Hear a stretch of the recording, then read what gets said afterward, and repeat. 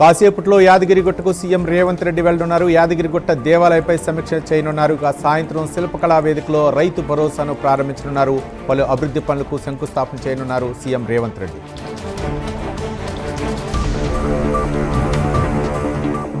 నేడు సచివాలయానికి కొత్త సీఎస్ సంజయ్ జాజు రానున్నారు. మధ్యాహ్నం 2 గంటలకు ప్రస్తుత సీఎస్ రామకృష్ణారావు నుండి బాధ్యతలు తీసుకోనున్నారు. బాధ్యతల స్వీకరణకు సంబంధించి అధికారులు అన్ని ఏర్పాట్లు చేశారు.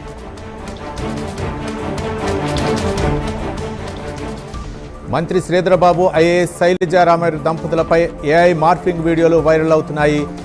కాళేశ్వరం అక్రమాల పేరుతో తప్పుడు ప్రచారం చేస్తున్నారు. సైబర్ పోలీసులు కేసు నమోదు చేసి విచారణ చేస్తున్నారు.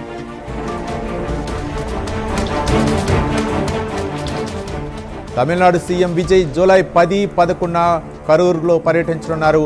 తొక్కిసలాట మృతుల కుటుంబాలను పరామర్శించున్నారు. అలాగే పలు అభివృద్ధి పనులను ప్రారంభించనున్నారు.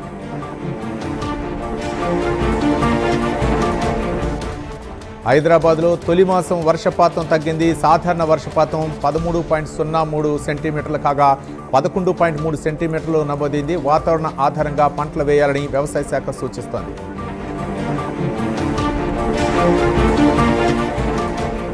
నల్లగొండ జిల్లా హజారీగూడెంలోని శివాలయంలో దొంగతనం జరిగింది. వెండి, బంగారం ఆభరణాలు, హుండీని దుండగులు అపహరించారు. పోలీసులు కేసు నమోదు చేసి దర్యాప్తు చేస్తున్నారు.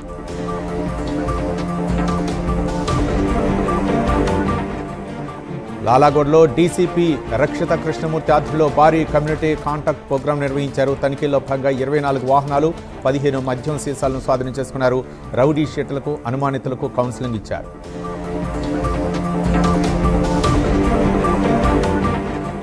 నెల్లూరు జిల్లా తరుణుబాయి వద్ద ఘోర రోడ్డు ప్రమాదం జరిగింది. రొట్టెల పండుగకు వెళ్తున్న యాత్రికుల వాహనాన్ని లారీ ఢీకొట్టింది. ప్రమాదంలో ఓ యువతి మృతి చెందగా మరొకరికి గాయాలయ్యాయి.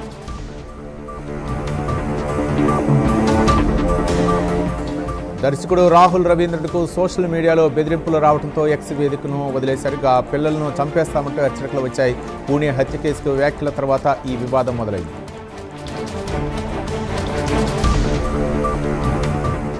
ఫిఫా ప్రపంచ కప్ నాకౌట్ దశలో పవర్ ర్యాంకింగ్స్ విడుదలయ్యాయి. జర్మనీ ఆటగాడు డెనిస్ ఉండవ్ అగ్రస్థానంలో నిలిచాడు.